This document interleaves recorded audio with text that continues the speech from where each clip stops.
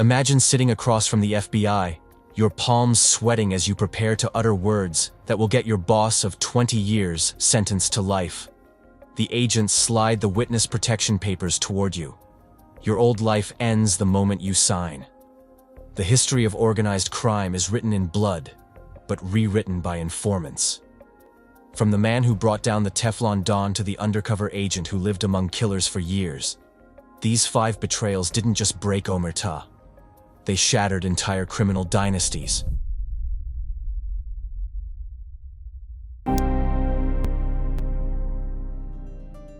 In December 1990, FBI agents invited Sammy Gravano to listen to something that would change the course of Mafia history. The Gambino family underboss sat stone-faced as he heard the voice of John Gotti, his boss and supposed friend, plotting his downfall. On surveillance tapes captured at the Ravenite Social Club, Gotti blamed Gravano for multiple murders, setting him up to take the fall while protecting himself. "If I get pinched, Sammy killed them all," Gotti's voice declared on the tapes. The FBI agents watched Gravano's face transform as he realized the depth of this betrayal. After years of loyal service, after 19 murders carried out for the Gambino family, Gotti was preparing to sacrifice him. The Gambino family had thrived under Gotti's leadership since his orchestration of Paul Castellano's murder outside Sparks Steakhouse in 1985.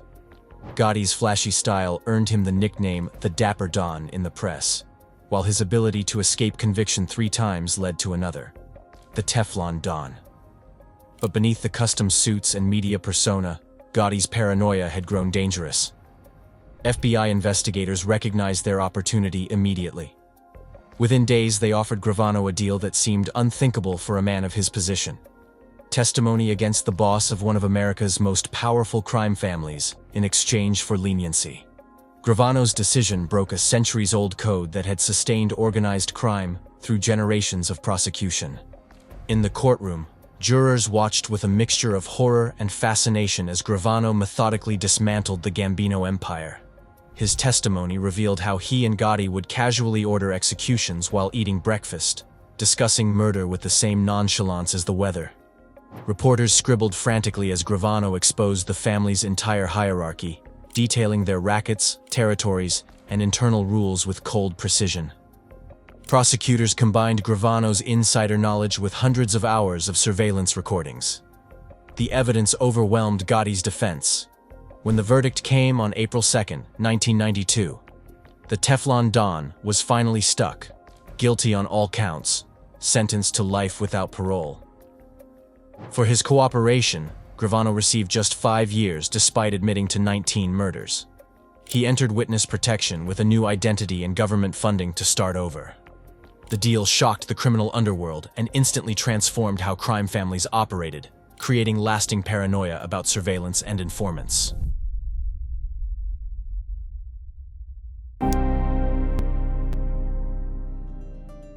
In 1967, Boston mob enforcer Joseph Barboza made a decision that would transform how the FBI dismantled organized crime. Long before Gravano became infamous, this Portuguese hitman with a ferocious reputation was earning his nickname the Animal through brutal violence that shocked even hardened criminals. During one notorious incident, he bit off a man's cheek during a fight. In another display of savagery, he stabbed a victim with a fork in a crowded restaurant while onlookers froze in terror. By the time federal authorities approached him, Barboza had murdered at least 26 people for the New England mob. The Portuguese-American's position within the Italian-dominated Patriarca crime family was always precarious. Despite his effectiveness, ethnic tensions simmered beneath the surface. Italian members viewed him as a useful tool, but never truly one of their own. The breaking point in this uneasy alliance came when Raymond Patriarca, the family's boss, refused to post Barboza's $100,000 bail following a weapons arrest. This abandonment by the very organization he had killed ignited something in Barboza. The feared hitman made the unprecedented decision to cooperate with authorities. FBI agents recognized the extraordinary opportunity. They carefully cultivated their relationship with Barboza, knowing his testimony could potentially dismantle organized crime throughout New England. During case preparation, they sequestered him under heavy protection on Thatcher Island off the Massachusetts coast. When Barboza finally took the stand, He became the first high-ranking mobster to violate omertà and testify against La Cosa Nostra. His testimony directly implicated Raymond Patriarca and underboss Henry Tamaleo. The courtroom fell silent as he methodically detailed contract killings, extortion rackets, and the hierarchy of New England's most powerful criminal organization. His remarkable memory for names, dates, and murder methods left prosecutors stunned. The consequences were immediate and devastating. Barboza's testimony resulted in the conviction of 6 mobsters, including Patriarca himself. The New England crime boss received a 5-year sentence for conspiracy to murder, temporarily crippling the organization's leadership structure. Following the trials, the Justice Department placed Barboza in the newly formed Witness Protection Program, making him its first participant. He received a new identity as Joseph Bentley and relocated to Santa Rosa, California.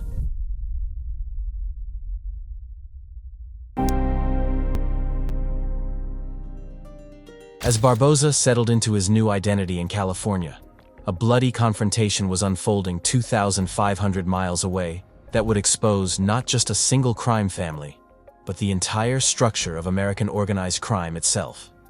In the exercise yard of Atlanta Federal Penitentiary, Joseph Valachi crushed a fellow inmate's skull with a metal pipe in 1962.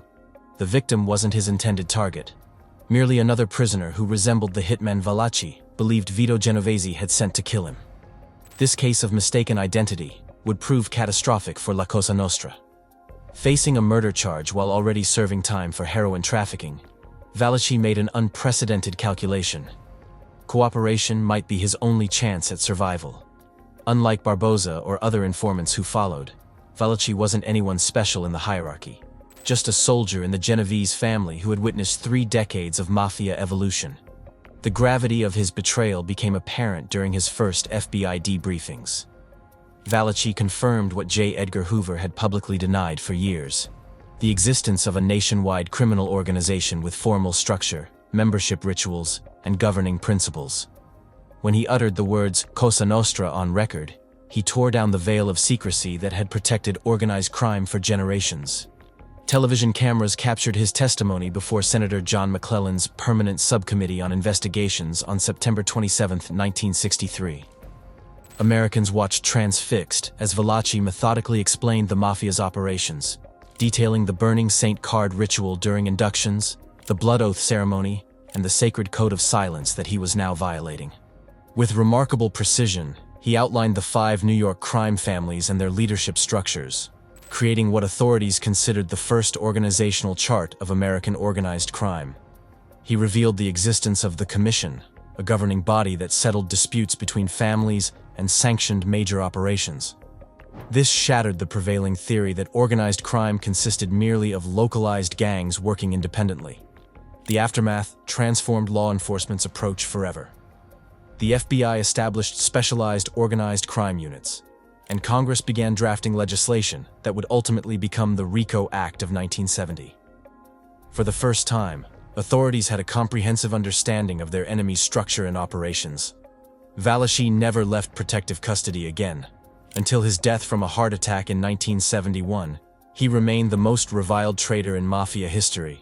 His gamble bought him less than a decade of life, but cemented his legacy as the man who dragged American organized crime from the shadows into the harsh light of public scrutiny.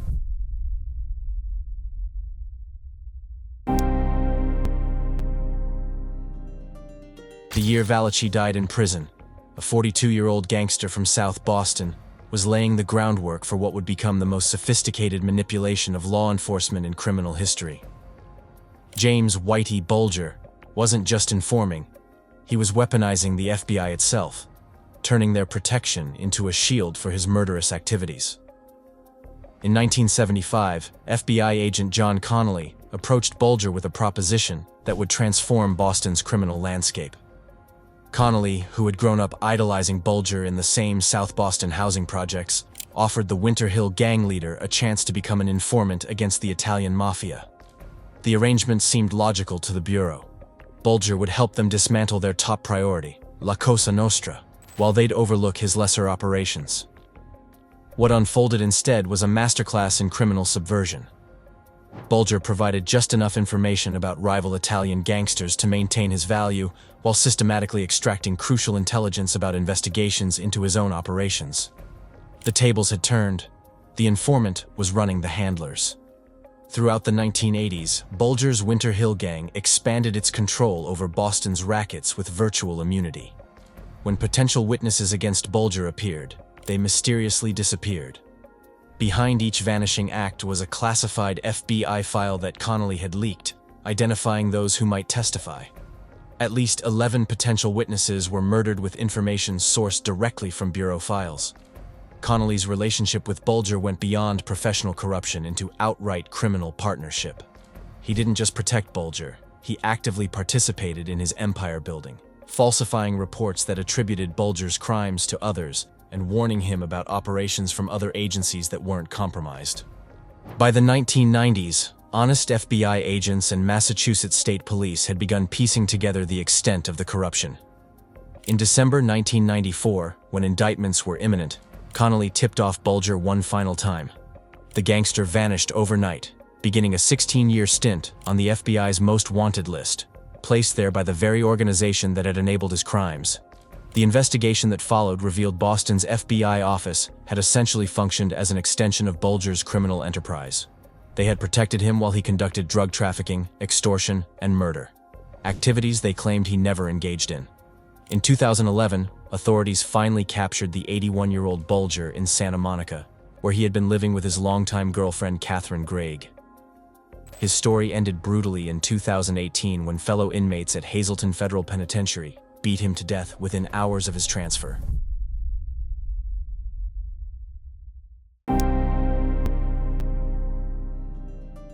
While Bulger manipulated the FBI from the outside, another man was preparing to destroy the Mafia from within. In 1976, as corrupt handlers enabled Bulger's reign in Boston, FBI agent Joseph Pistone stepped into a jewelry store in New York City and began the most dangerous betrayal in law enforcement history. Pistone's mission seemed straightforward: pose as jewel thief Donnie Brasco to gather intelligence on fence operations connected to the Bonanno crime family. The FBI expected a 6-month operation. Instead, Pistone disappeared into the criminal underworld for 6 years, becoming the first agent to infiltrate the Mafia's inner circle. The psychological strain was immense. Pistone maintained 2 identities, contacting his wife and 3 daughters only fleetingly, sometimes going 6 months without seeing them. The boundaries between Joseph Pistone and Donnie Brasco gradually blurred as he absorbed the mannerisms, language, and attitudes of the criminals surrounding him. Benjamin "Lefty Guns" Ruggiero, a veteran hitman with 26 murders to his name, took a particular liking to the newcomer. Their relationship evolved from cautious acquaintances to something resembling family. Ruggiero taught Pistone the intricate rules of Mafia life, while unwittingly revealing the organization's secrets to federal authorities. As Pistone gained credibility, he faced constant danger. He witnessed beatings, murders, and participated in criminal enterprises to maintain his cover. Each day required perfect performance. A single slip would mean certain death. The agent later remarked that he never relaxed for a moment during those 6 years. By 1981, Pistone had so thoroughly embedded himself within the Bonanno family that they prepared to make him a formal member, an unprecedented achievement for law enforcement. The making ceremony would require him to commit murder. The FBI, sensing both incredible opportunity and unacceptable risk, terminated the operation weeks before the ritual was scheduled. The fallout was catastrophic for the Bonanno family. Dominic "Sonny Black" Napolitano and 2 other captains who had vouched for Donnie were murdered for their fatal mistake. When the organization placed a $500,000 bounty on Pistone's head, the FBI moved him and his family into deep protection. Pistone's court testimony devastated organized crime in New York. Over 200 indictments and more than 100 convictions followed, gutting the Bonanno hierarchy.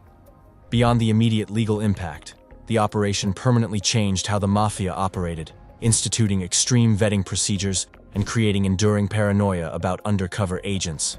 When the walls of silence fell, they crumbled completely. These 5 historic betrayals accomplished what decades of policing couldn't, transforming organized crime from a shadowy brotherhood into splintered factions gripped by constant suspicion. The pattern reveals a bitter truth. Loyalty in the underworld is transactional, not sacred.